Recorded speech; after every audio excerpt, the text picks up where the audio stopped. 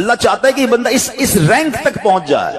اللہ اس پر آزمائش بھیجتا ہے تاکہ میرا بندہ صبر کر لے تو اس کو وہ مرتبہ عطا ہو جائے. ہائے ہائے، یعنی آزمائش مجھ پر میرے رینک بلند کرنے، میرے درجے بلند کرنے آئی، اور ہائے میری بے صبری کہ میں نے وہ سب ثواب ضائع کر دی. نہ کریں میرے پیارے اسلامی بھائی، مشکلیں آتی ہیں. اچھا پھر پتہ ہے پرابلم کیا ہے؟ ہمارا ایک اور بڑا ایشو ہے، ہم کسی کو مسکراتا دیکھتے ہیں، کسی کو اچھے کپڑے دیکھ لیتے ہیں، کسی کی بڑی گاڑیاں دیکھ لیتے ہیں، کسی کا بڑا گھر دیکھ لیتے ہیں، ہمیں لگتا ہے یار یہ کتنا مزے میں، یار میں ہی اکیلا پریشان ہوں. یہ آپ کی بھول ہے.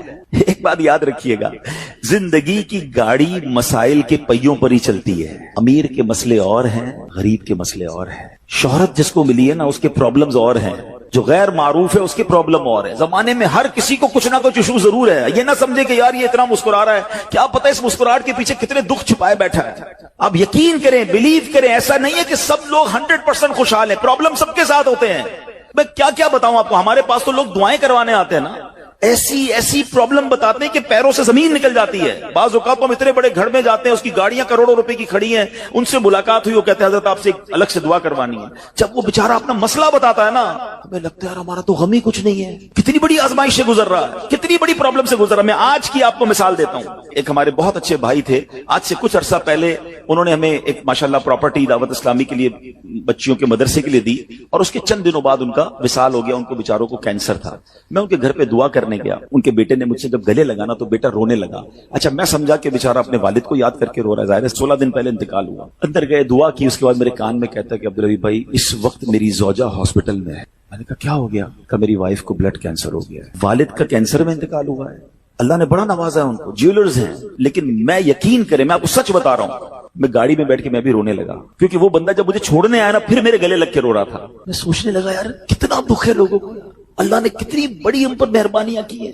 اگر مجھے کوئی بڑی بیماری نہیں ہے، میرے بچے میرے ساتھ ہیں، میری فیملی میرے ساتھ ہے، نہیں چاہیے یار دنیا کے سارے اللہ تللے، نہ ملے اتنی ساری لگژریز، صحت سے بڑھ کے کچھ نہیں ہے، مگر ہمیں اس کی قدر ہی نہیں ہے، ہمیں اس کی کوئی اہمیت کا اندازہ ہی نہیں. پوچھو ان سے، کروڑوں روپے ہیں مگر علاج نہیں ہو پا رہا، ڈاکٹر بعض اوقات مایوس کر دیتے ہیں. کتنا تکلیف میں ہیں لوگ، اور ہم ہیں کہ چھوٹی چھوٹی باتوں پر بے صبری. صبر تو کریں، اللہ کی رضا پر راضی تو رہیں. میں نے آپ کو خاندان نبوت کا واقعہ سنایا، ارے کھانے کو کچھ نہیں ہے.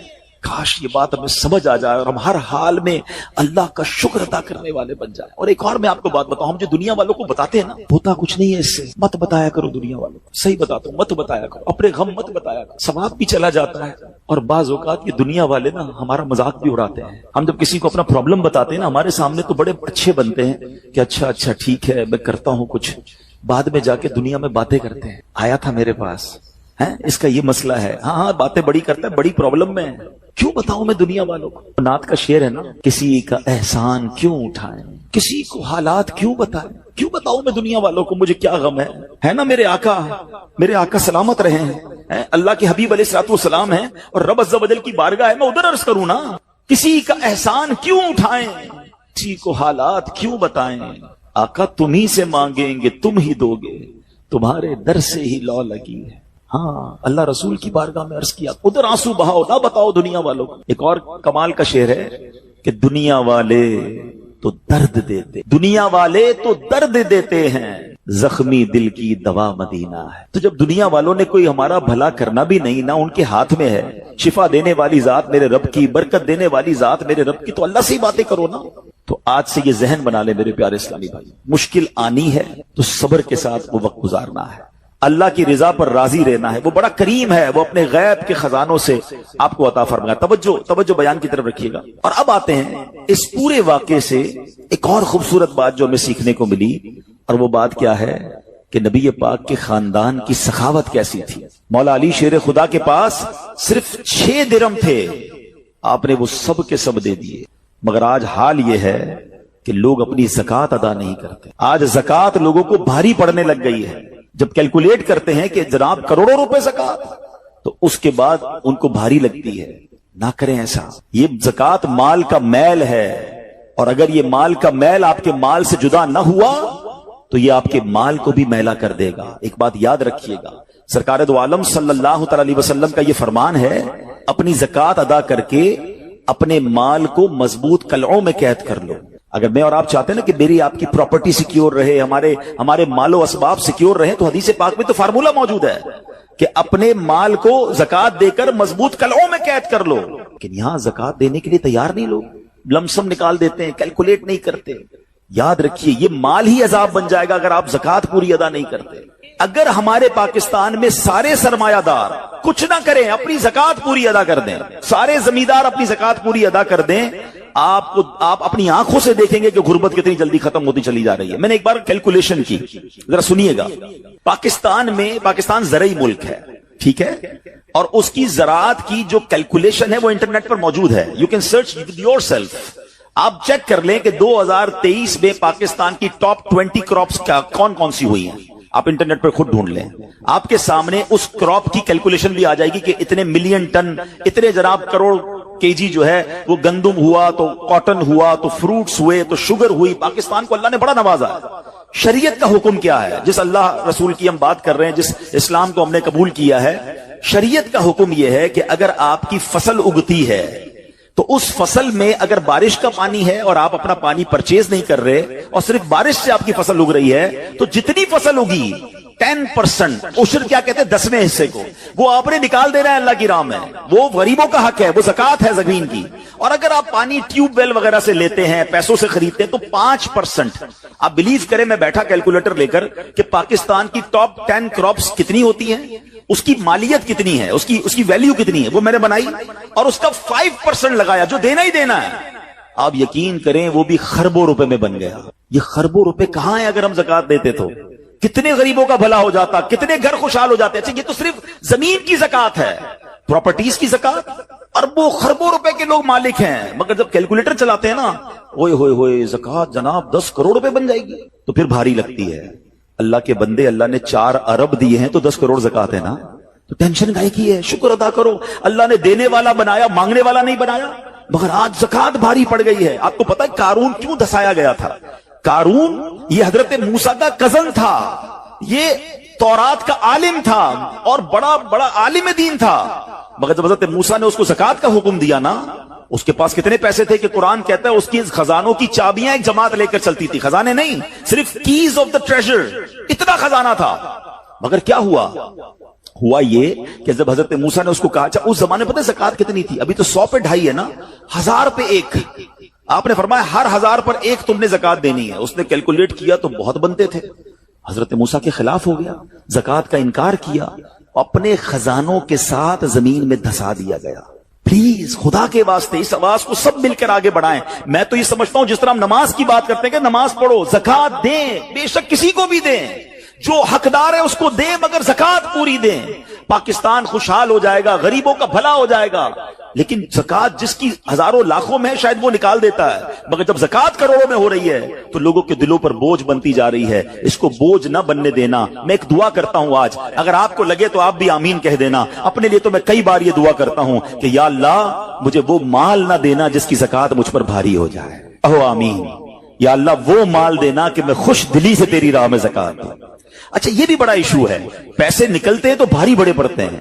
اللہ فرماتا تم اس وقت تک بھلائی کو نہیں پہنچ سکتے جب تک اپنی پیاری چیز راہ خدا میں خرچ نہ کرو۔ آپ بہترین خرچ کرو نا، اللہ آپ کو اس سے زیادہ عطا فرمائے گا۔ اچھا جب بھی کیلکولیٹر، دیکھیں کچھ چیزیں کیلکولیٹر سے کیلکولیٹ ہوتی ہیں، مگر اللہ کی راہ میں جو خرچ کرنے والا معاملہ ہے نا، وہ رحمت کے کیلکولیٹر سے کیلکولیٹ ہوتا ہے۔ وہ میرے اور آپ کے کیلکولیٹر سے کیلکولیٹ نہیں ہوگا۔ آپ حساب کریں گے کہ یار مولانا صاحب کہہ رہے ہیں اللہ کی راہ میں خرچ کرنے سے مال کم نہیں ہوتا، کروڑ روپے ہیں، 2.5 لاکھ زکات دوں گا تو 97.5 بچ گئے، یہ تو کم ہو گئے۔ آپ اس کو کہیں نوٹ کر لیجئے، اگلے سال آپ کروڑ روپے کی زکات نہیں دے رہے ہوں گے، آپ اس سے زیادہ کی زکات دے رہے ہوں گے۔ یہ کیسے؟ جو بھی زکات دیتا ہے آپ اس کو پوچھ لیجئے، ہر سال اس کی زکات بڑھتی ہے۔ کیوں بڑھتی ہے بھائی؟ زکات تو کم ہو، پیسے کم ہونے چاہیے تھے۔ نہیں جناب، یہ میرے نبی علیہ الصلوۃ والسلام کا وعدہ ہے۔ ویسے تو میرے آقا جو فرمائے حق ہے، مگر اس حدیث میں اللہ کے رسول علیہ الصلوۃ والسلام نے قسم اٹھائی۔ آپ فرماتے ہیں میں قسم کھا کر کہتا ہوں اللہ کی راہ میں خرچ کرنے سے مال کم نہیں ہوتا۔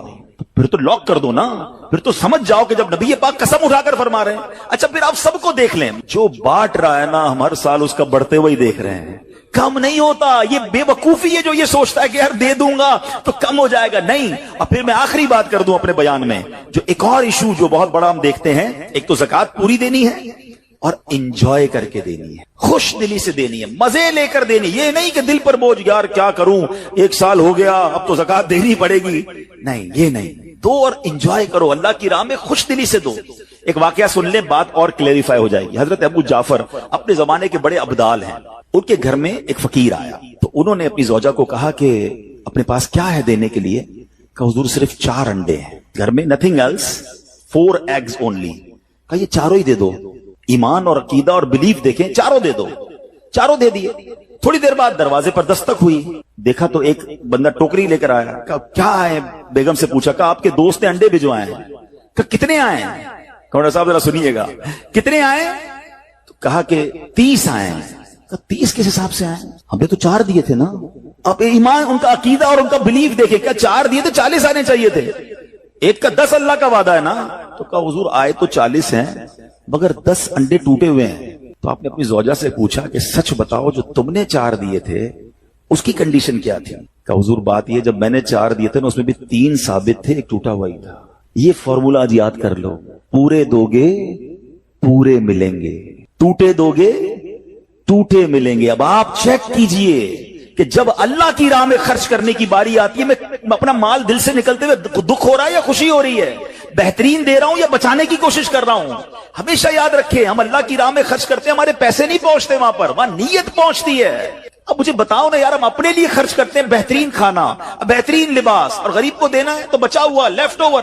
اب اچھا اب میں کہتا ہوں 100 بندوں کو نہیں کھلا سکتے، نہ کھلائیں، 2 کو کھلائیں، اچھا کھلائیں، کوئی بات نہیں۔ آپ کسی کے دل میں خوشی تو داخل کریں، اپنے گھر والوں کے لیے لباس خرید لیں، 2 غریب بچوں کے لیے ویسا ہی لباس خرید لیں، پھر دیکھیں آپ کو کیسی برکتیں ملتی ہیں۔ تو ہمیں اس بار یہ ایک انداز اختیار کرنا ہے کہ ہم نے اللہ کی راہ میں بہترین خرچ کرنا ہے۔ اس کو ہمیں غلطی کیا کرتے ہیں؟ فطرے کی، جو فطرے کی جو بات ہے اس میں آپ کو ایک بات بتاتا ہوں۔ فطرہ حدیث پاک میں 4 قسم کا بیان ہوا ہے، گندم کا، جو کا، کشمش کا اور کھجور کا، ٹھیک ہے؟ لیکن ہم بچپن سے سن رہے ہیں، جب بھی فطرے کی باری آتی ہے ہم پہلے 50 روپے تھا وہ دے دیا، 100 دے دیا، 200 دے دیا، 300 دے دیا۔ ہمیں یہ پوری حدیث یا تو ہم نے پڑھی نہیں تھی یا ہمارے ذہن میں نہیں تھی، مگر حدیث پاک میں 4 قسم کا فطرہ بیان ہوا ہے۔ غریب آدمی گندم کا فطرہ دے دے کوئی بات نہیں، مگر جو روزانہ بہترین افطاری کر رہا ہے، بہترین کھانے کھا رہا ہے، سچ بتاؤ اس کو کون سا فطرہ دینا چاہیے؟ میری افطاری روز اجوا کھجور سے ہے اور عید والے دن میں گندم کا فطرہ دے آتا ہوں۔ ہمیشہ یاد رکھے، اچھا خرچ کرے نا۔ اس بار فطرہ جس کو اللہ نے جیسا نوازا ہے، غریب آدمی کے لیے بات نہیں کر رہا، جس کو نوازا ہے رب نے۔ کیا ہم کبھی ایسا کرتے ہیں کہ عید کی شاپنگ کے لیے جائیں دکاندار سے کہیں کہ یار جو کپڑا سب سے سستا ہے وہ نکال دو، سب سے سستے جوتے نکال دو، میں نے عید پڑھنی ہے؟ بہترین چاہیے، اپنے لیے بہترین لینا ہے، اللہ کی راہ میں لوئسٹ والا فطرہ دینا ہے۔ خود غور کریں، خرچ کیجئے گا، دل سے کریں، اللہ اور نوازے گا۔ اور یہ تو وقت ہے لوگوں کو بانٹنے کا، یہ وقت ہے مسلمان بھائیوں کا ہاتھ پکڑنے کا، غریبوں کی مدد کرنے کا، کسی کی افطاری اچھی کر دیں، کسی کی سحری اچھی کر دیں، کسی کو لباس دے کر اس کی عید اچھی کر دیں، نہ جانے کس کی دعا کے صدقے آپ کا بیڑا پار ہو جائے گا۔ تو اے میرے پیارے اسلامی بھائیوں، جو میں نے مولا علی شیر خدا کرم اللہ تعالی وجہ الکریم اور ان کے خاندان کا واقعہ سنایا، اس میں میسج ہی یہ تھا کہ سخاوت اس کو کہتے ہیں، یہ ہے اللہ کی راہ میں خرچ کرنا جو کیسے بلاؤں کو اور بیماریوں کو دور کرتا ہے۔ مگر آج حال یہ ہے، یقین جانے دکھ ہوتا ہے جب ہم ملتے ہیں لوگوں سے، ان کی ویلتھ پتہ ہوتی ہے مگر زکوٰۃ پوری دینے کے لیے کوئی تیار نہیں ہے۔ خدا رسول کے واسطے آپ بھی اور یہ پیغام کو عام کریں۔ میں نہیں کہتا آپ دعوت اسلامی کو دیں، کہ زکوٰۃ تو پوری دو یار، یہ وہ مال ہے جو آپ مارے جاؤ گے، یہ مال آپ کے لیے عذاب کا باعث بن جائے گا۔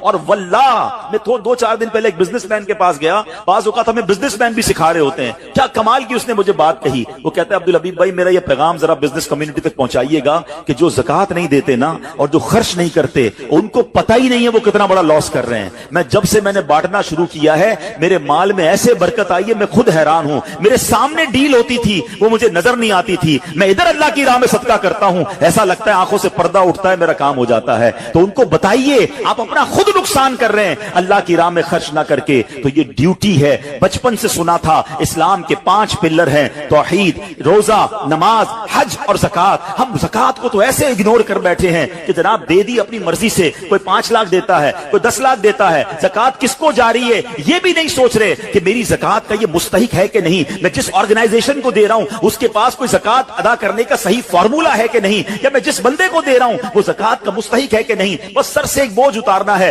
لم سم اماؤنٹ دے دینی ہے, یہ نہیں چلے گا. خدا را یاد رکھیے, زکات پوری کیلکولیٹ کرنا بھی آپ کی ذمہ داری ہے اور صحیح مستحق تک پہنچانا بھی آپ کی ذمہ داری ہے. اور آپ بلیو کریں, جس دن آپ نے یہ کام کر لیا آپ ملٹیپلیکیشن دیکھیں گے, آپ اپنے غم اور اپنی پریشانیاں دور ہوتے ہوئے دیکھیں گے. میں رب کریم سے دعا کرتا ہوں اللہ ہمیں دل کھول کر اپنی راہ میں خرچ کرنے کی توفیق عطا فرمائے. اور پھر سب سے پہلا حق آپ کی زکات کا وہ حق ہے آپ کے اپنے غریب رشتہ داروں کا. اپنے غریب رشتہ داروں کو آپ دیجئے زکات, کیونکہ جو اپنے رشتہ داروں کو زکات دیتا ہے, صدقہ کرتا ہے, اس کو ڈبل ثواب ملتا ہے, ایک صدقہ دینے کا, ایک صلہ رحمی کرنے کا. اور پھر آپ کے غریب رشتہ داروں سے بات زکات بچ جائے تو پھر میری گزارش ہے کہ دعوت اسلام کتنے بڑے پیمانے پر دنیا میں کام کر رہی ہے, تو اپنی زکات کا اپنا حصہ جو ہے اس میں ضرور عطا فرمائیں. اللہ کریم ہم سب کا جمع ہونا اپنی بارگاہ میں قبول فرمائے, آمین بجاہ النبی الامین صلی اللہ تعالی علیہ وسلم.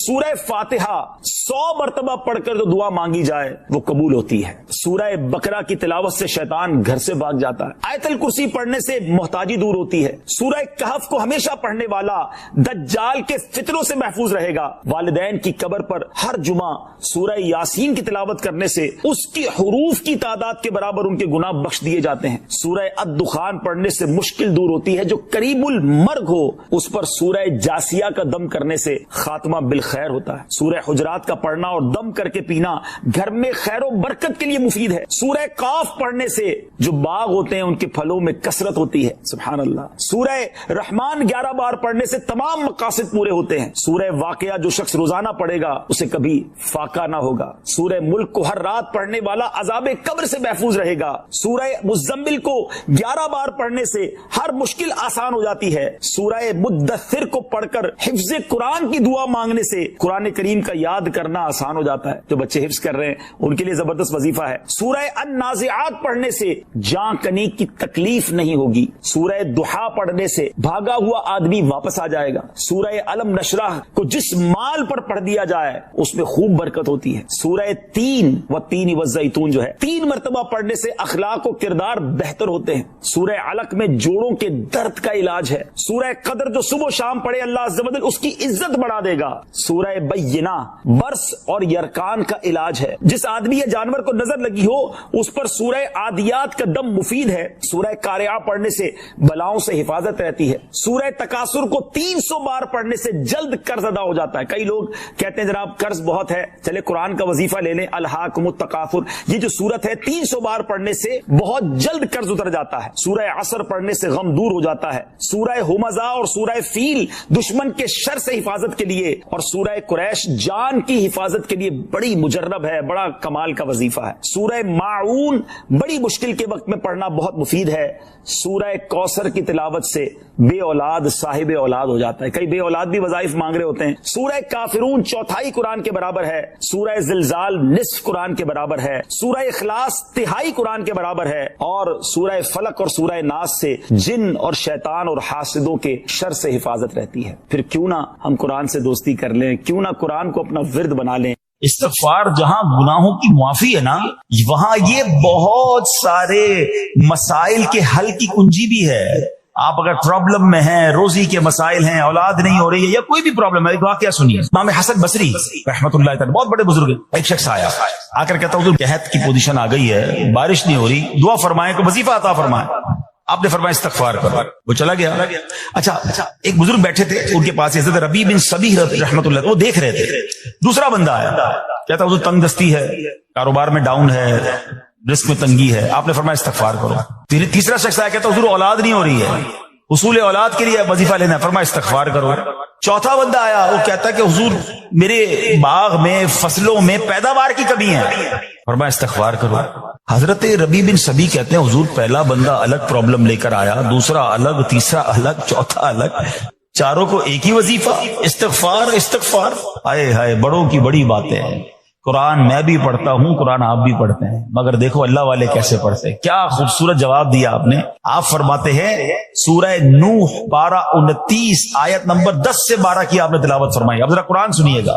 بسم اللہ الرحمن الرحیم استغفروا ربکم انہ کان غفارا یرسل السماء علیکم مدرارا ویمددکم باموال وبنین ویجعل لکم جنات ویجعل لکم انہارا. سبحان اللہ. ذرا سنیے گا, اپنے رب سے معافی مانگو. استغفروا ربکم انہ کان غفارا, بے شک وہ بڑا معاف کرنے والا ہے. اب دے گا عطا, کیا فرمائے گا؟ یرسل السماء علیکم مدرارا, وہ تم پر موسلا دھار بارش بھیجے گا. وَيُمْدِدْكُمْ بِأَمْوَالٍ وَبَنِينَ وَيَجْعَلْ لَكُمْ جَنَّاتٍ وَيَجْعَلْ لَكُمْ أَنْهَارًا. فرمایا اور مالوں اور بیٹوں سے تمہاری مدد فرمائے گا, اور تمہارے لیے باغات بنا دے گا, اور تمہارے لیے نہریں بنائے گا. باغات بھی بڑھ رہے ہیں, اولاد بھی عطا ہو رہی ہے, مال بھی بڑھ رہا ہے, بارش بھی ہو رہی ہے. اس چیز سے, استغفار سے.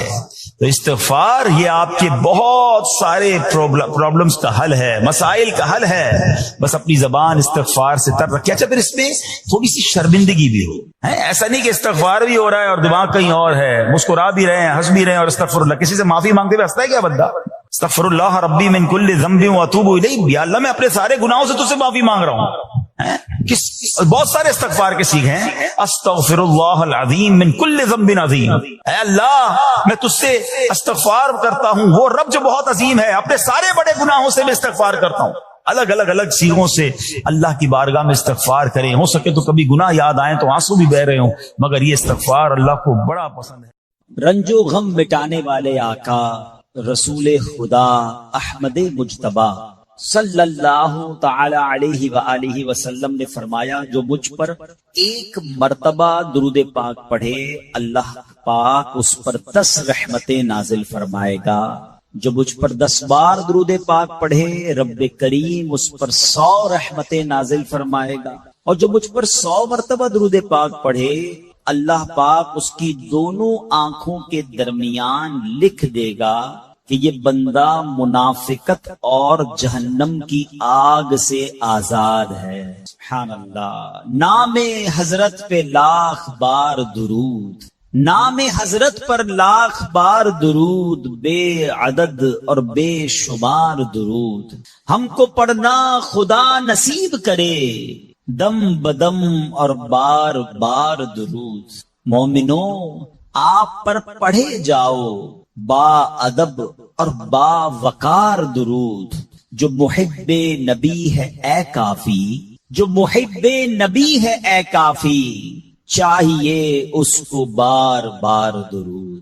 ذرا غور کیجئے کہ 100 بار درود پاک پڑھنے میں وقت ہی کتنا لگتا ہے, انعام کتنا بڑا ہے کہ اس کی دونوں آنکھوں کے درمیان یہ لکھ دیا جاتا ہے کہ یہ بندہ منافقت اور جہنم کی آگ سے آزاد ہے. الصلاۃ والسلام علیک یا رسول اللہ, یہ بھی درود پاک ہے. صلی اللہ تعالی علی محمد صلی اللہ علیہ وسلم, یہ بھی درود پاک. آپ اگر شارٹ سے مختصر سے درود پاک پڑھنا شروع کریں تو غالباً 15 سے 20 منٹ میکسیمم آپ کے 100 درود پاک پورے ہو جائیں گے. اور انعام اتنا بڑا, میں چوٹ کرنے کے لیے کہتا ہوں, اگر ہمیں یہ کہا جائے کہ جناب 100 بار جو درود پاک پڑھے گا اس کو 10,000 روپے ملیں گے, بندہ کہے یار 15 منٹ میں 10,000 روپے, 1000 بار درود پاک پڑھے گا تو 1,00,000 روپے ملیں گے. سبحان اللہ. اب دنیا کا اگر کوئی انعام اعلان کر دیا جائے تو سارے لوگ اسے کرنے کے لیے تیار ہو جاتے ہیں. یہ آخرت کا کتنا بڑا انعام ہے. ہر درود پر 10 رحمتیں. آپ یقین کریں کروڑوں روپے خرچ کر کے بھی ایک رحمت نہیں خریدی جا سکتی. اللہ نہ چاہے جس پر رحمت, کون رحمت لے سکتا, مگر درود پاک سبحان اللہ ہر درود پر رحمتیں برس رہی ہیں. اس وقت جو حالات چل رہے ہیں, معاملات چل رہے ہیں, ہم سب چاہتے ہیں ہماری بھی حفاظت رہے, ہمارے بچوں کی, ہمارے کاروبار کی, ہمارے گھر بار کی حفاظت رہے. ہم سفر پر جائیں تو خیر سے جائیں, واپس بھی خیر سے آئیں. تو سبحان اللہ مجھے بتائیے جس پر رحمت الہی برستی رہے تو اس کی کیسی حفاظت ہو جائے گی. تو گھر سے نکلے تو درود پڑھیں, سفر میں درود پڑھیں, بچوں کو کہیں کہ وہ گھر پہ درود پاک پڑھیں, تو انشاءاللہ یہ سارا رحمتوں کا حصار جو ہے ہمارے ارد گرد رہے گا. اللہ مجھے بھی اور آپ کو بھی کثرت سے درود پاک پڑھنے کی توفیق عطا فرمائے. آئیے مل کر محبت کے ساتھ بآواز بلند درود پاک پڑھ لیں. صلو علی الحبیب صلی اللہ تعالی علی محمد صلی اللہ علیہ وسلم نبی کی شان میں ہو جس قدر درود پڑھو، محبوں پاؤ گے جنت میں گھر درود پڑھو، ہزار درد کو یہ ایک دوا کفایت ہے، ہزار درد کو یہ ایک دوا کفایت ہے، جو پیش آئے ذرا بھی خطر درود پڑھو۔ ایک بار پھر درود پاک پڑھ لے، صلو علی الحبیب صلی اللہ تعالی علی محمد صلی اللہ علیہ وسلم۔ میرے پیارے اسلامی بھائیو، علامہ ابن حجر رحمت اللہ تعالی فرماتے ہیں درود پاک ایک نیکی نہیں ہے۔ سبحان اللہ، ہم درود پڑھتے بعضوں کا سمجھتے ہیں ایک نیکی کمالی، یہ کئی نیکیوں کا مجموعہ ہے۔ درود پڑھنے سے ایمان تازہ ہوتا ہے، یہ ایک نیکی۔ درود کی برکت سے نبی پاک علیہ الصلوۃ والسلام پر یقین بڑھتا ہے، یہ دوسری نیکی۔ درود پاک پڑھنے میں تعظیم مصطفیٰ ہے، ریسپیکٹ آف رسول اللہ صلی اللہ تعالی علیہ وسلم ہے، یہ تیسری نیکی۔ درود پاک پڑھنے سے آخرت پر ایمان پکا ہوتا ہے، یہ چوتھی نیکی۔ درود پاک میں نبی پاک علیہ الصلوۃ والسلام کے احسانات کا ذکر ہے، یہ پانچویں نیکی۔ اور درود پاک میں نیکوں کے سردار مکی مدنی تاجدار صلی اللہ تعالی علیہ وسلم کا ذکر ہے، اور نیکوں کے ذکر پر رحمت اترتی ہے، یہ چھٹی نیکی ہے۔ ہائے ہائے، نیکیوں کا انبار لگ جاتا ہے اگر بندہ درود پاک پڑھنے والا بن جائے۔ اللہ مجھے اور آپ کو کثرت سے درود پاک پڑھنے کی توفیق عطا فرمائے۔ ایک بار پھر درود پاک، صلو علی الحبیب صلی اللہ تعالی علی محمد صلی اللہ علیہ وسلم۔ ایک واقعہ بڑا مشہور واقعہ ہے اور قرآنی واقعہ ہے۔ ابراہیم علیہ السلام اس کی بات نہیں مانتے تھے، وہ اللہ وحدہ لا شریک کی بات کرتے تھے۔ نمرود خدائی کا دعویٰ کرتا تھا۔ بڑے طویل واقعات ہیں کہ کس طرح نمرود کے دربار میں رہ کر حضرت ابراہیم نے حق کی دعوت دی۔ نمرود نے کہا کہ میں خدا ہوں، تو آپ نے فرمایا خدا تو وہ ہے جو زندہ کرتا ہے۔ تو نمرود نے کیا کیا، ایک بندہ جس کو سزائے موت سنا دی گئی تھی اس کو جیل سے نکال کے رہا کر دیا، کہا دیکھو میں نے بھی زندہ کر دیا، اس کی تو موت لکھی ہوئی تھی نا، سزائے موت ہو گئی تھی، میں نے اس کو فارغ کر دیا۔ آپ نے فرمایا اللہ تو وہ ہے جو موت دیتا ہے۔ تو اس نے ایک عام بندے کو پکڑا اور اس کو قتل کا حکم دے دیا، اس کو مار دیا، کہا کہ موت تو میں بھی دیتا ہوں۔ حضرت ابراہیم علیہ السلام نے کہا کہ میرا رب وہ ہے جو مشرق سے سورج کو نکال کر مغرب میں طلوع کرتا ہے، اگر تو خدا ہے تو مغرب سے نکال کر دکھا۔ اب اس کے پاس کوئی جواب نہیں تھا، یہ کیسے کر سکتا ہے کوئی؟ تو بہرحال کمال کا جذبہ تھا، کمال کا یقین تھا، اللہ وحدہ لا شریک پر ایسا یقین، سبحان اللہ۔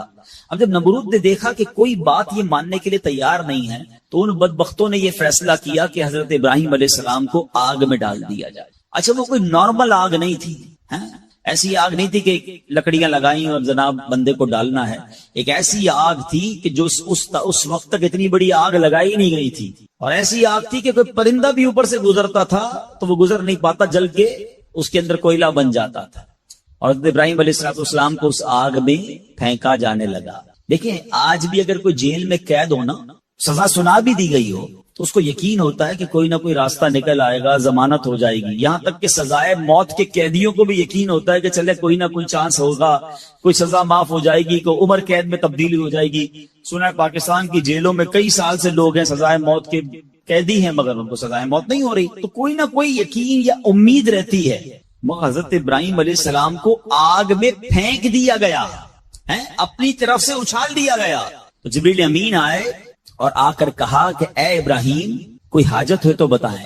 حضرت ابراہیم علیہ السلام کہتے ہیں مجھے تم سے کوئی حاجت نہیں ہے۔ کہا پھر جس سے حاجت ہے اس کو بتا دینا، اللہ رب العالمین کی بارگاہ میں تو عرض کریں۔ تو آپ نے کہا حسبی من سؤالی علمہ بحالی، اے جبرائیل میں کس حال میں ہوں میرا رب کریم جانتا ہے، اس کا جاننا میرے مانگنے سے بہتر ہے۔ یقین کے لیول تو دیکھے نا، اللہ دیکھ رہا ہے نا، میرے مانگنے سے بہتر یہ کہ وہ جانتا ہے، اس نے دیکھا ہے، اسے معلوم ہے مجھے آگ میں ڈالا جا رہا ہے، اگر وہ راضی تو میں بھی راضی۔ پنجابی شاعر کہتے ہیں نا، جے سونا میرے دکھ وچ راضی میں سکھ نو چلے پاوا ہوں، اگر میرا مالک میرے دکھ میں راضی ہے تو میں نے سکھ کو کیا کرنا ہے۔ یہ کیسا یقین تھا، مگر اس یقین کا نتیجہ کیا نکلا کہ قرآن میں رب فرماتا ہے یا نار کونی برداً و سلاما علی ابراہیم۔ پھر آگ کو رب نے کیا حکم دیا، ذرا سمجھیے گا بات کو، اللہ کی قدرت کا کیسا نظارہ ہے اس واقعے میں۔ مجھے بتائیے آگ کا کام کیا ہے؟ آگ کا کام تو جلانا ہی ہے نا. عقل بھی کہتی ہے, سائنس بھی کہتی ہے, تجربہ بھی کہتا ہے, جب بھی آگ ہے کوئی چیز ڈالو جلی جاتی ہے. مگر اسی آگ کو رب نے کیا حکم دیا, اے آگ ابراہیم پر ٹھنڈی اور سلامتی والی ہو جا. اللہ اکبر. حضرت ابراہیم کا ایمان ایسا تھا, یقین ایسا تھا کہ اتنی بڑی آگ جو ہے حضرت ابراہیم کے لیے گلزار بن جاتی ہے, باغ بن جاتی ہے. اچھا پھر ہوا کیا کہ نمرود جو ہے کچھ دنوں کے بعد, ایسا نہیں فوراً, کچھ دنوں تک آگ جلتی رہی. حضرت ابراہیم اس میں ڈالے جا چکے تھے. نمرود نے سوچا دیکھوں تو صحیح کہ ابراہیم کا حال کیا ہوا ہے. وہ اپنے محل کی چھت پر چڑھ گیا, اور چھت پر چڑھنے کے بعد اس نے آگ کی طرف دیکھا. وہ حیران ہو گیا کہ حضرت ابراہیم اس اتنی بڑی آگ میں ایسے بیٹھے ہوئے ہیں جیسے بندہ باغ میں بیٹھا ہوتا ہے. بالکل اس آگ نے کوئی بال بھی بیکا نہیں کیا. حضرت ابراہیم چند منٹوں یا چند گھنٹوں میں نہیں رہے. تفاسیر میں لکھا کہ حضرت ابراہیم علیہ السلام اس آگ میں ایک روایت کے مطابق 7 دن اور ایک روایت کے مطابق 40 دن اس آگ میں رہے. مگر جب آپ باہر آتے ہیں تو آگ کی نے کوئی اثر آپ پر نہیں ڈالا. اللہ اکبر. اچھا پھر اس نے کیا کیا, نمرود نے یہ کیا کہ ہو سکتا ہے یہ آگ کی جو نا یہ کیٹیگری ٹھیک نہیں ہے, یہ آگ جلانے والی آگ نہیں ہے. تو نمرود نے پریکٹیکل کرنے کے لیے ایک اور بندے کو اس آگ میں ڈال دیا. حضرت ابراہیم اس آگ میں موجود ہیں اور بڑے نارمل طریقے سے بیٹھے ہوئے ہیں, آگ جل رہی ہے. تو نمرود نے ایک اور شخص کو آگ میں ڈالا. جیسے ہی وہ بندے کو آگ میں ڈالا, اس آگ نے اس بندے کو جلا کر راکھ کر دیا.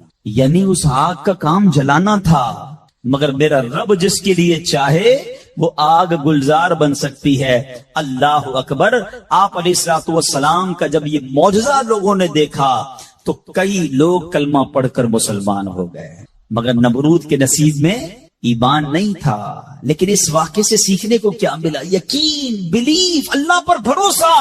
اور اگر رب پر بھروسہ ہونا تو ایسے کام آج بھی اپنی آنکھوں سے ہم دیکھ سکتے ہیں. ہاں, شاعر مشرق کہتے ہیں نا, اگر آج بھی ہو ابراہیم سا ایمان پیدا, there is only one condition, ایمان وہ چاہیے, یقین وہ چاہیے. اگر آج بھی ہو کیسا ایمان, ابراہیم سا ایمان پیدا, آگ کر سکتی ہے انداز گلستان پیدا. آج بھی غموں کی آگ باغ بنے گی, آج بھی آپ کی مشکلوں کی آگ باغ بنے گی. مگر پرابلم یہ ہے کہ یہ بھروسہ کہاں ہے, وہ یقین کہاں ہے اللہ پر. ڈگمگا گئے ہم لوگ, ہمارے یقین اور بھروسے ہل گئے ہیں. اللہ اکبر. آئیے ایک اور واقعہ سنتے ہیں. حضرت ابو مسلم خولانی رحمت اللہ تعالی علیہ, ان کو امت کا حکیم کہا جاتا تھا. بڑے کمال کی شخصیت اور بڑے عقل مند اور دانا تھے. آپ کے دور میں آپ یمن میں رہتے تھے اور آپ تابعی بزرگ ہیں. تابعی کس کو کہتے ہیں؟ جس نے کسی صحابی کو ایمان کی حالت میں دیکھا ہو اور اس کا خاتمہ بھی ایمان پر ہی ہوا ہو. تابعی, سبحان اللہ. وہ تابعی بزرگ تھے, یمن میں رہتے تھے. آپ کے دور میں ایک شخص تھا اسود انسی. اس بندے نے معاذ اللہ نبوت کا جھوٹا دعویٰ کر دیا اور ایک دن زبردستی آپ کو اپنے پاس بلایا اور پوچھا کہ کیا تم گواہی دیتے ہو کہ محمد صلی اللہ تعالی علیہ وسلم اللہ کے رسول ہیں؟ کہا ہاں بالکل, میرے آقا علیہ السلام اللہ کے نبی ہیں, سچے نبی ہیں, وہ میرے آقا ہیں, میں ان پر ایمان رکھتا ہوں. تو پھر وہ کہتا اچھا یہ گواہی دیتے ہو کہ میں بھی اللہ کا رسول ہوں؟ حضرت ابو مسلم خولانی کہتے ہیں کہ میں نے نہیں سنا تم کیا کہتے ہو, یعنی سنا ہی نہیں اس کی بات, سنی انسنی کر دی. اسود انسی کو بڑا غصہ آیا, اس نے فوراً حکم جاری کیا کہ بڑی اور خوفناک آگ جلائی جائے. آگ جلائی گئی. ابو مسلم رحمت اللہ تعالی کو اس دہکتی آگ میں ڈال دیا جائے, حکم دے دیا. آپ کا ایمان ٹس سے مس نہیں ہوا, آپ کھڑے رہے اور آپ کو اٹھا کر آگ میں ڈال دیا گیا. سبحان اللہ. جس رب نے حضرت ابراہیم کے لیے آگ کو ٹھنڈا کیا تھا نا, گلزار کیا تھا, ابو مسلم خولانی رحمت اللہ تعالی کے لیے بھی وہ آگ سلامتی والی ہو گئی. بالکل صحیح سلامت آگ سے باہر آ گئے. اسود انسی نے جب یہ دیکھا کہ یہ اتنی بڑی کرامت, اب یہ لوگوں کو پتا چل جائے گا تو میری تو نبوت کا جو دعویٰ ہے وہ بیڑا غرق ہی ہو جائے گا. تو ان کو آزاد بھی کر دیا اور کہا کہ فوراً یہاں سے آپ چلے جائیں. تو آپ کو یمن سے نکال دیا. آپ یمن سے نکلے اور مدینہ منورہ حاضر ہو گئے.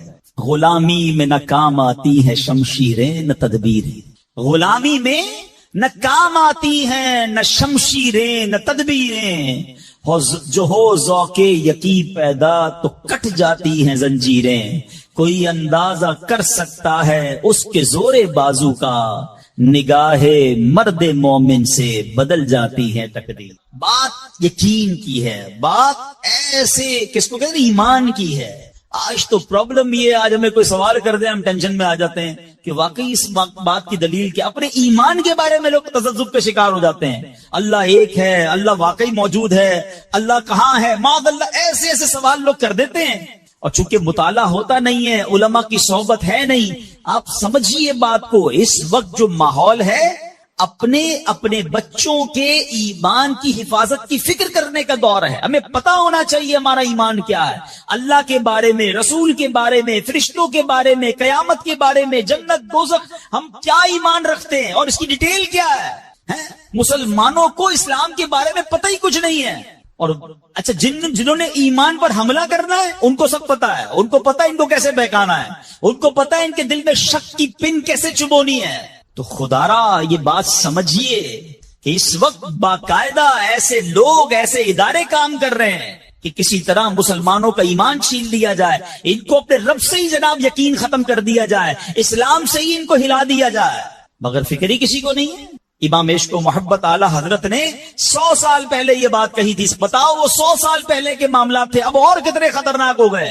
आपने लिखा था, सूना जंगल रात अंधेरी, छाई बदली काली है, सोने वालों जागते रहियो चोरों की रखवाली है।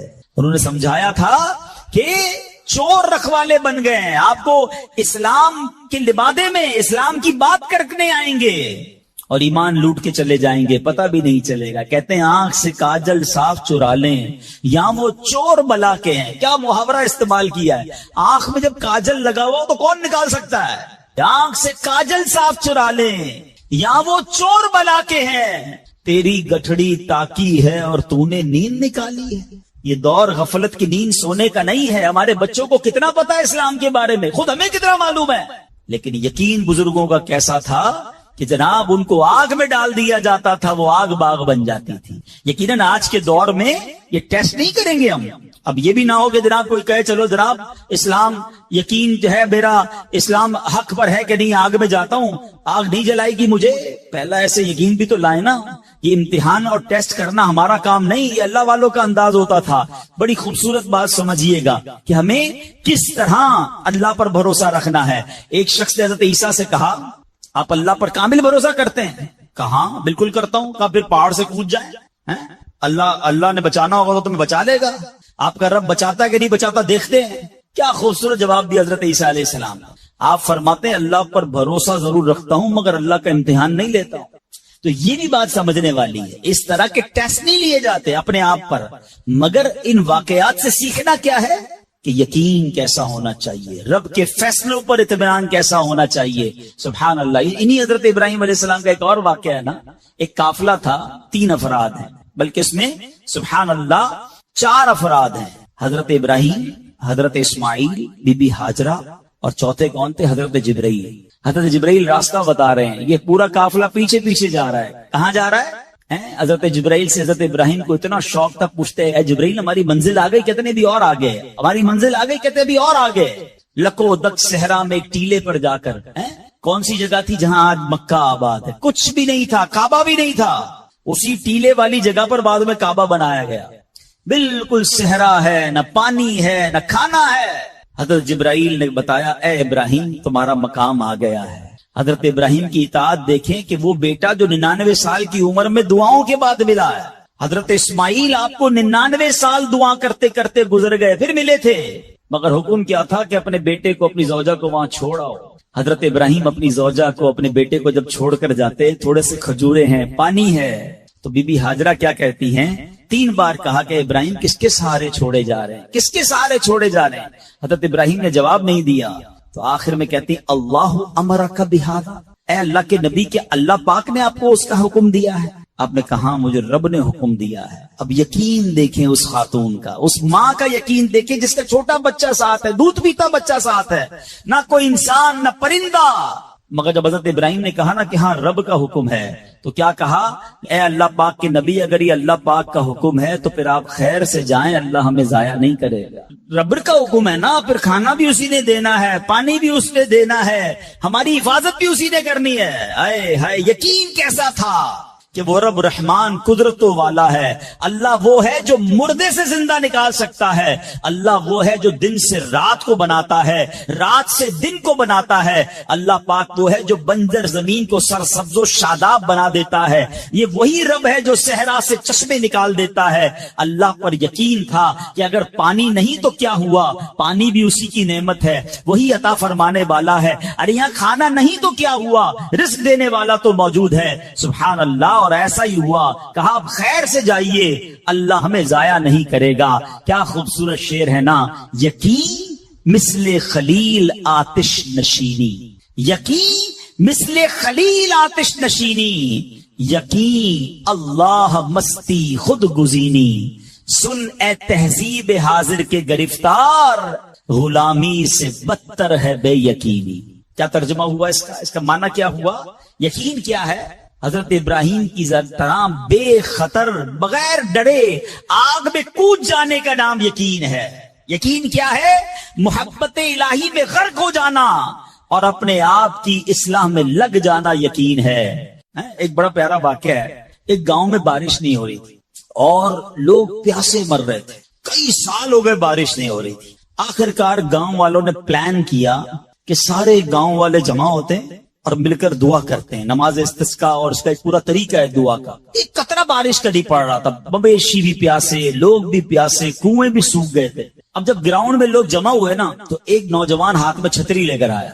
لوگ اس کا مذاق اڑانے لگے. ارے اللہ کے بندے, سالوں ہو گئے بارش نہیں ہوئی, تم چھتری لے کر آئے ہو؟ تو کہتا مانگنے کس سے آیا ہوں, اس رب نے بارش تو دینی ہے, واپسی کیا بھیگتا ہوا جاؤں گا؟ اور علماء کہتے ہیں جب دعا شروع ہوتی ہے تو اتنی بارش ہوتی ہے کہ پورا گاؤں بھیگتا جاتا ہے, وہ نوجوان چھتری کے سائے میں جا رہا ہے. فرمایا یہ اس نوجوان کا یقین تھا جس کی وجہ سے یہ بارش ہوئی ہے. کاش یہ بات سمجھ آ جائے. ارے رب پر بھروسہ نہیں کرو گے تو کس پر بھروسہ کرو گے؟ اپنے دین پر, اللہ رسول کے فرمان پر ہی ہمیں بھروسہ نہیں ہے. غور کیجئے, یہ یقین لے آؤ واپس, زندگی میں موج آ جائے گا. زندگی اتنی پرسکون ہو جانی ہے اگر اللہ کے فیصلوں پر یقین آ جائے, اللہ کی عطاؤں پر یقین ہو جائے, آخرت کے وعدوں پر یقین ہو جائے, نبی پاک کی حدیثوں پر یقین ہو جائے. اعلیٰ حضرت رحمت اللہ تعالی علیہ کا کیسا یقین تھا. ایک بار غالباً اپنی والدہ کے ساتھ حج پر جا رہے تھے. اس زمانے میں پانی کے شپ جاتے تھے. اتنا زبردست رف سی ہو گیا, طوفان آ گیا, لوگ ڈر گئے, کلمے پڑھنے لگے, یہاں تک کہ لوگوں نے کفن نکال لیے کہ چلو کفن پہن لے, ڈوبنے والا ہے جہاز. اعلیٰ حضرت امام اہل سنت مفتی ہیں, ٹھیک ہے نا, اتنے بڑے مفتی ہوتے ہوئے آپ نے بھی والدہ کو کہا میں اللہ کی قسم کھا کر کہتا ہوں جہاز نہیں ڈوبے گا. تھوڑی دیر ہوئی تو ایسا ہی ہوا, جہاز کو کام ڈاؤن ہو گیا, سب خیر سے پہنچ گئے. تو ماں نے کہا بیٹا اتنی بڑی قسم کیسے کھا لی تم نے؟ کمرے نبی پاک علیہ الصلوۃ والسلام کا فرمان سنا ہے, جو کشتی میں بیٹھ کر یہ دعا پڑھ لے, بسم اللہ مجریہا و مرساہا ان ربی لغفور الرحیم, کو کشتی نہیں ڈوبے گی. میں اللہ کی قسم کھا کے کہتا ہوں کہ میرے نبی نے فرمایا نا, وہ یقین تھا. ہم کتنی بار دعا پڑھتے ہیں مگر دعا پڑھ کے بھی کہتے ہیں پتہ نہیں قبول ہوگی نہیں ہوگی, پڑھ لیتے ہیں. یہ والی چیز نکال دیں. وظیفے ہمارے کیوں نہیں لگتے؟ لوگ کہتے ہیں وظیفہ پڑھ رہا ہوں مسئلہ نہیں ہو رہا, تعویذ لیا پھر بھی مسئلہ. تعویذ پہنتے وقت بھی خیال ہی ہوتا ہے چلو یار پہن لیتے ہیں, پتہ نہیں ہونا ہے نہیں ہو تو کچھ نہیں ہونا. وظیفہ پڑھ لیں اور کہہ رہے پتہ نہیں ہو, پہلے یقین لائیں. اچھا ڈاکٹر بھی یہی کہتے ہیں, یہ صرف اب یہ وظائف اور ان چیزوں میں نہیں, آپ اگر ڈاکٹر پر بھی یقین نہ رکھیں نا کہ یار اس کی دوائی پتہ نہیں کام کرتی ہے نہیں کرتی, کیونکہ بہت ساری چیزوں کے پیچھے یقین, ول پاور. بڑا خوبصورت جملہ میں نے کتاب میں پڑھا تھا کہ جو لوگ کہتے ہیں یہ ہو جائے گا ان سے ہو جاتا ہے, جو لوگ کہتے ہیں یہ نہیں ہوگا ان سے نہیں ہوتا ہے. کاش یہ بات سمجھ آ جائے آپ کو, ہو جائے گا. اب کر لو گے, بڑے بڑے کام لوگ کر جاتے ہیں, میں کر لوں گا انشاءاللہ, پتہ نہیں ہوگا نہیں ہوگا, ٹرائی کر لیتا ہوں, پہلے ہی سمجھ لو نہیں ہوگا. اندر حوصلہ تو لائیں نا, یقین تو لائیں. اگر رب پر ہی بھروسہ نہیں ہوگا تو ہم کدھر جائیں گے؟ اب ذرا سنیے گا, امیر علیہ سنت نے ایک بڑا پیارا واقعہ اپنے ایک رسالے میں لکھا کہ ایک ڈاکوؤں کا گروہ جو تھا ڈکیتی کے لیے ایک جگہ پہنچا. تو وہاں کھجور کے 3 درخت تھے. ایک درخت خشک تھا یعنی اس میں پھل نہیں لگے ہوئے تھے, دوسرا درخت پھلدار تھا. تو ڈاکوؤں کا سردار نے دیکھا کہ ایک چڑیا جو ہے وہ پھلدار درخت سے اڑتی ہے, خشک درخت پر جاتی ہے, واپس پھلدار درخت پہ آتی ہے, پھر خشک درخت پر جاتی ہے. تو اس نے کہا چکر لگائی جا رہی ہے, کوئی ماجرا ہے. تو اس نے غور سے دیکھا تو کیا دیکھا کہ وہ چڑیا جو ہے وہ پھلدار درخت سے جو ہے وہ کھجور لیتی ہے اور جب خشک درخت پر جاتی ہے تو وہاں ایک اندھا سانپ منہ کھولے بیٹھا ہے، وہ چڑیا جا کر اس کے منہ میں کھجور ڈال کے آتی ہے، پھر دوبارہ جاتی ہے کھجور لا کر پھر اس سانپ کے منہ میں ڈالتی ہے۔ وہ جب ڈاکوؤں نے دیکھا تو وہ تو حیران ہو گیا، رونے لگ گیا کہ اے اللہ پاک، یہ وہ جانور ہے سانپ جس کو مارنے کا حکم تیرے پیارے حبیب علیہ الصلوۃ والسلام نے دیا ہے، کیونکہ یہ مسلمانوں کو تکلیف پہنچاتا ہے، مگر تو نے جب اس کی آنکھیں لی تو اس کی رزق کا انتظام کر دیا اور ایک چڑیا کی ڈیوٹی لگا دی کہ وہ جا کر اس کو کھانا پہنچائے۔ تو میں تو اشرف المخلوقات ہوں، میں تیرے بندوں کو لوٹ رہا ہوں، اے اللہ تو میری توبہ قبول فرما، میں آئندہ ایسا نہیں کروں گا۔ یہ رونے لگا، اب یہ سوچ رہا ہے سبحان اللہ۔ تو اللہ اکبر، غیب سے آواز آئی کہ اے فلاں، میری توبہ کا دروازہ کھلا ہوا ہے۔ ڈاکو کہتا ہے یا اللہ میں نے توبہ کی، پھر غیب سے آواز آئی ہم نے تیری توبہ قبول کر لی۔ اچھا، جب اس نے توبہ کی تو اس کے سارے ساتھی سن رہے تھے کہ سردار آپ نے توبہ کی، ہم نے بھی توبہ کی۔ کہا سوچو تو صحیح، ہم ڈکیتی کر رہے ہیں، ہم چوری کر رہے ہیں، رب جب اس اندھے سانپ کو روزی دے گا تو ہمیں کیوں نہیں دے گا؟ ہم اللہ کی قدرت پر یقین کیوں نہ رکھیں؟ سب نے توبہ کر دی۔ اب جب توبہ کر لی تو انہوں نے کہا کہ اب ایسا کرتے ہیں کہ حج کو چلتے ہیں۔ سارا قافلہ بنا کر ڈاکوؤں کا قافلہ توبہ کر کے چلا حج کرنے۔ جب مکہ پاک کے قریب پہنچے نا تو وہاں ایک نابینا بڑھیا تھی، وہ ہر قافلے والے سے اس ڈاکوؤں کے سردار کا نام لے کے پوچھتی تھی وہ بندہ آیا تو ڈاکوؤں کو جب قافلہ ہے تو کہا میں ہی تو وہ ہوں، تو کہا یہ میرے کپڑے تمہارے لیے ہیں۔ بولا آپ مجھے کپڑے کیوں دے رہی ہے؟ کہا میرا ایک بیٹا تھا اور وہ بیٹا جو ہے اس کے کچھ دن پہلے، بڑا نیک بیٹا تھا میرا، کچھ دن پہلے اس بیٹے کا انتقال ہوا ہے، یہ اسی کے کپڑے ہیں۔ 3 دن سے مسلسل نبی پاک علیہ الصلوۃ والسلام میرے خواب میں تشریف لا رہے ہیں اور فرما رہے ہیں کہ اس نام کا بندہ آئے گا، اس کو یہ کپڑے دے دینا۔ ہائے ہائے، ذرا سوچو تو صحیح، جب رب توبہ قبول کرتا ہے تو مرتبے کیسے بڑھا دیتا ہے۔ کاش یہ بات سمجھ آ جائے۔ اللہ سے بندہ جب دوستی کر لیتا ہے نا، اللہ پچھلے گناہ معاف فرما دیتا ہے، بلکہ اللہ راضی ہو جائے تو گناہوں کو نیکیوں میں بدل دیتا ہے۔ مگر کیسے اس ڈاکو کو توبہ نصیب ہوئی؟ یقین، کاش حرام کمانے والا، سود کا کام کرنے والا، کاش رشوت لینے والا، ڈاکہ ڈالنے والا، چوری کرنے والا یہ سوچے کہ میں کیوں کر رہا ہوں، ملاوٹ کرنے والا سوچے۔ اللہ پر بھروسہ تو رکھو یار، رب نے میرا نصیب لکھا ہوا، جو میرے نصیب میں مجھے مل کر رہے گا۔ کاش یہ بات سمجھ آ جائے۔ صدیق اکبر رضی اللہ تعالیٰ مسلمانوں کے پہلے خلیفہ، جب آپ نے یہ آیت پڑھی نا قرآن پاک میں، اللہ ارشاد فرماتا ہے وَمَا مِن دَابَّةٍ فِي الْأَرْضِ إِلَّا عَلَى اللَّهِ رِزْقُهَا۔ اللہ فرماتا ہے اور زمین پر چلنے والا کوئی جاندار ایسا نہیں جس کا رزق اللہ کے ذمہ کرم پر نہ ہو۔ آپ فرماتے کہ جب سے میں نے یہ آیت پڑھ لی، خدا کی قسم میں نے روزی کی فکر کرنا چھوڑ دی ہے، کہ جب اللہ نے ہر کسی کا رزق اپنے ذمے پہ لے لیا تو مجھے کس بات کی ٹینشن ہے؟ کاش ہمیں یہ بات سمجھ آ جائے کہ ہمیں اب ذرا غور کریں۔ ابھی یہ اجتماع ختم ہوگا، اگر میں آپ سب کو کہوں کہ بتائیں آپ کے لیے کیا دعا کروانی ہے، تو تقریباً 70-80% لوگوں نے بتایا کیا کہنا ہے، حضور روزی میں برکت کی دعا کر دیں، کاروبار میں برکت کی دعا کر دیں، نوکری نہیں لگ رہی اس کی دعا کر دیں۔ میں نہیں کہتا یہ دعا نہیں کرنی چاہیے، اللہ سے نہیں مانگیں گے تو کس سے مانگیں گے؟ لیکن کوئی تو کہے کہ میری ایمان پر موت کے لیے دعا کر دیں، میری قبر جنت کا باغ بن جائے اس کے لیے دعا کر دیں، میں آخرت میں جاؤں تو اللہ مجھ سے راضی ہو جائے اس کے لیے دعا کر دیں۔ فرق دیکھیں، میری اور آپ کی ٹینشن کیا ہے؟ دنیا، روزی، مال، حالانکہ اس کا وعدہ ہے، دانے دانے پر لکھا ہے کھانے والے کا نام، مجھے مل کر رہے گا، مگر اللہ نے مغفرت کا وعدہ نہیں کیا ہے۔ اس کی دعا کہاں ہے؟ اس کی ٹینشن کیوں نہیں ہے؟ ایسے کئی لوگ مجھے بھی ملے، آپ کو بھی ملے ہوں گے، یار رات کو نیند نہیں آ رہی، کیوں؟ بس یار کاروبار کی ٹینشن بہت ہے۔ کبھی زندگی میں ایک رات میری اور آپ کی ایسی گزری کہ اس ٹینشن میں نیند نہ آئی ہو کہ قبر میں جاؤں گا تو قبر جنت کا باغ بنے گی یا دوزخ کا گھڑا بنے گی، کلمے والی موت ملے گی کہ نہیں، جنت میں جاؤں گا یا دوزخ میں جاؤں گا، میزان عمل پر جب اعمال تولے جائیں گے گناہ کا پلڑا بھاری ہوگا یا نیکیوں کا پلڑا بھاری ہوگا۔ یار آج جون جولائی کی گرمی، ہیٹ اسٹروک کی باتیں ہو رہی ہیں، 50 ڈگری میں حال برا ہو گیا، سورج 1 میل پر جب ہوگا اور لوگوں کی پیاس زبان سے باہر زبانیں آئیں گی، مجھے جام کوثر نہ ملا تو میرا کیا بنے گا؟ کبھی اس کی ٹینشن، اس کا وعدہ نہیں ہے، یہ اللہ سے دعا کرنی ہے، اس کے لیے کوشش کرنی ہے۔ ساری زندگی ایک ہی ٹینشن، چھوٹا گھر ہے تو بڑا کرنا ہے، کاروبار کو وسیع کرنا ہے، اور آمدنی، اور میں نہیں کہتا دعا نہ کریں، کوشش نہ کریں، خدا نہ خواستہ اس کا کوئی یہ مطلب ڈالے کہ چلو بھائی اب تو اللہ نے اپنے ذمہ کرم پر لے لیا تو اب کوئی کام کاج نہیں کرنا. نہیں، دنیا عالم اسباب ہے، اسباب کا کشکول لے کر بارگاہ الہی میں جانا ہے اور توکل والے انداز میں دعا کرنی ہے تو اپنی رحمت کے سمندر سے ہمارے اسباب کے کشکول میں وہ ہماری روزی عطا فرمائے گا. اسباب اختیار ضرور کرنے، مگر اسی فکر میں زندگی تو برباد نہ کر دینا کہ سارا صبح سے لے کر شام تک ایک ہی ٹینشن. بھروسہ رکھے رب پر، یقین رکھے رب پر. آج حال یہ ہے بچہ پیدا ہو جائے تو ٹینشن، او ہو اب میرا بچہ ہو گیا، اس کی آگے پرورش میں کیسے کروں گا، اس کی تعلیم کا کیا ہوگا، اور خاص طور پہ بچی پیدا ہو جائے تو ایسے بدبخت لوگ ہیں کہ اب جناب بیوی کو برا بھلا کہہ رہے ہیں، خاندان میں جھگڑے ہو رہے ہیں بچی کی پیدائش پر کہ اب اس کی شادی کیسے ہوگی، یہ تو بوجھ آ گئی ہے. معاذ اللہ. سمجھ نہیں آتی کہ جس رب نے بچی دی ہے انشاءاللہ رزق بھی وہی دے گا، اسباب بھی وہی دے گا. ارے جب اس نے مجھے پالا ہے وہ اس کو بھی پالے گا. کیا خوبصورت بات علماء نے لکھی، جو رب ہاتھی کو من اور چونٹی کو کن دے سکتا ہے وہ مجھے بھی میرا رزق عطا فرمائے. آپ ذرا سوچیں تو صحیح، کس کو رزق دیتا ہے. حدیث پاک کا مضمون ہے تم اللہ پر بھروسہ کرو، جیسا بھروسہ کرنے کا حق ہے وہ تمہیں ایسے روزی دے گا جیسے پرندوں کو روزی دیتا. پرندوں کو سمجھتے کتنی کیسے روزی ملتی ہے؟ کبھی گھونسلے دیکھے پرندوں کے؟ اچھا پہلے تو یہی نہیں پتا کراچی والوں کو تو پرندے دیکھنے کو نہیں ملتے.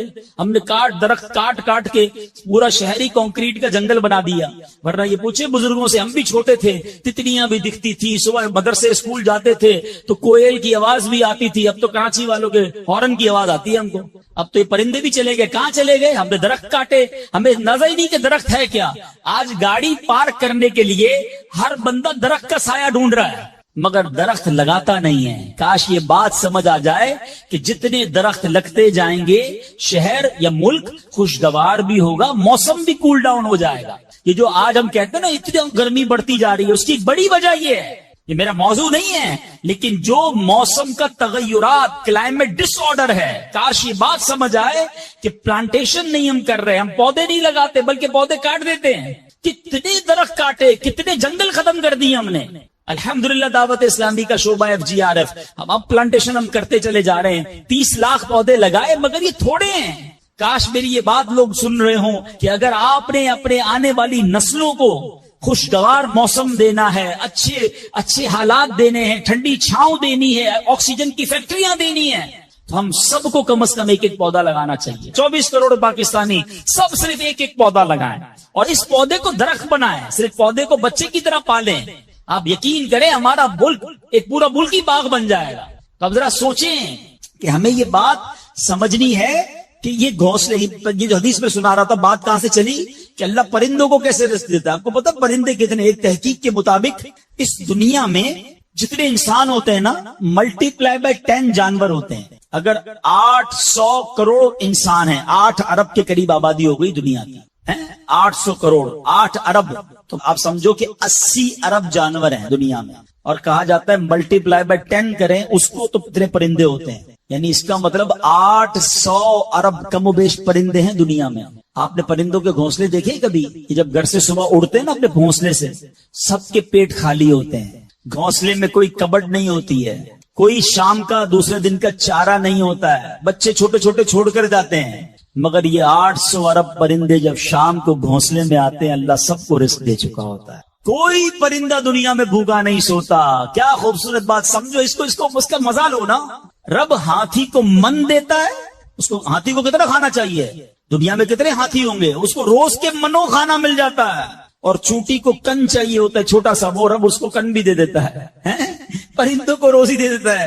اور جو اشرف المخلوقات ہیں وہ ٹینشن کھا رہے ہیں. وہ کبھی بلڈ پریشر کی گولی، تو کبھی شوگر کی گولی، کبھی ڈاکٹر کے پاس. ٹینشن بہت ہے ڈاکٹر صاحب 2 سال بعد کیا ہوگا، مارکیٹ ڈاؤن. ارے بھائی تم سب چیزوں کا وعدہ ہے اور تم اس ٹینشن میں رہ گئے. ارے یہ کوشش کرنی تھی تو آخرت کی کرنی تھی، اللہ کو راضی کرنے کی کرنی تھی. لیکن ان تمام باتوں کے باوجود جیسے میں نے کہا نا کہ چھوڑنا نہیں ہے کام کاج. کچھ بیوقوف لوگ یہ سمجھ رہے ہوتے ہیں ایسا نہیں ہوگا. بڑی خوبصورت ایک بات اور کر دوں کہ اللہ پر بھروسہ کیسا کرنا ہے. ایک صوفی بزرگ شیخ سعدی لکھتے ہیں کہ ایک شخص تھا گھر سے محنت مزدوری کے لیے کام کاج کے لیے نکلا. اس نے دیکھا کہ ایک لومڑی ہے، اندھی ہے، اپاہج ہے، نہ دیکھ سکتی ہے نہ چل سکتی ہے. وہ حیران ہو گیا, ہاتھ پیر بھی نہیں, آنکھیں بھی نہیں, یہ لومڑی کھاتی کہاں سے ہے؟ چیک کرتا ہوں. تھوڑی دیر بیٹھا تو ایک شیر آیا. شیر نے کہیں سے شکار کیا تھا, وہ اپنا شکار لومڑی کے آگے ڈال دیا. اندھی لومڑی, اس نے جو کھانا تک کھایا باقی شیر لے کے چلا گیا. اس نے کہا کمال ہے جناب, اپاہج لومڑی کو رب رزق دیتا ہے تو مجھے کیا ضرورت ہے نوکری کرنے کی, مجھے کیا ضرورت ہے کام کاج کرنے کی. جا کے بیٹھ گیا مسجد میں, 3 دن ذکر کرتا رہا, عبادت کرتا رہا, ایک دانہ کھانے کو نہیں ملا. اللہ اللہ اللہ اللہ کر رہا ہے. اس کے بعد جب بھوک سے بحال ہو گیا تو اللہ سے فریاد کی, یا اللہ مجھے کوئی رزق نہیں ملا. کیا شاندار ارشاد ہوتا ہے, ابھی کیسا زبردست جملہ ہے. ارشاد ہوا تو نے لومڑی دیکھی ہے, شیر نہیں دیکھا ہے. لومڑی کیوں بننا ہے, شیر بننا, اپنا رزق بھی کما اور دوسرے کو کھلانے والا بن جا. کچھ لوگ سمجھتے مجھے کوئی اور کھلا ہے, میں اب میرا بھائی کما رہا ہے, میں گھر میں بیٹھا مزے کرتا رہا ہوں. نہیں, فرمایا ایک بلکہ واقعہ آتا ہے, ایک بزرگ کے بارے میں آتا ہے. ایک شخص گیا, کہا میں نمازیں پڑھ رہا ہوں, عبادت کرتا ہوں, میرا بھائی مجھے سپورٹ کرتا ہے, وہ روزی کماتا ہے. فرمایا تیرا بھائی تجھ سے زیادہ افضل ہے. اللہ کو یہ پسند ہے کہ بندہ اپنے ہاتھ سے کمائے, کسی پہ ڈیپینڈیبل نہ رہے, کسی پر بوجھ نہ رہے. یہ شریعت کو محمود ہے. کوشش کرنی ہے, پھر اس کے بعد اللہ پر چھوڑ دینا ہے. کوشش سے انکار نہیں ہے, مگر صرف کوشش کرتے کرتے نمازیں بھی جا رہی ہیں, بھروسہ بھی رب پہ جا رہا ہے, یقین بھی ختم ہو رہا ہے, صبح سے شام مال کما رہا ہے, یہ پسندیدہ نہیں ہے. تو ان دونوں چیزوں میں فرق کرنا ہے اور اللہ پر یقین رکھنا ہے. پھر دیکھیں انشاءاللہ کیسے دنیا اور آخرت کی برکتیں ملتی ہیں. تو بہرحال میرے پیارے اسلامی بھائیوں, کاش یقین مل جائے تو پھر دیکھیں یقین کیسے کام بناتا ہے. امام حسن بصری نے ایک حدیث پاک بیان کی. آپ فرماتے ہیں, حدیث سنیے گا. پیارے آقا علیہ الصلوۃ والسلام فرماتے ہیں, لوگوں کو اس دنیا میں سب سے بہترین چیز یقین اور عافیت عطا کی گئی ہے. لہذا اللہ پاک سے ان دونوں چیزوں کا سوال کیا کرو. اللہ سے یقین مانگے اور اللہ سے عافیت مانگے.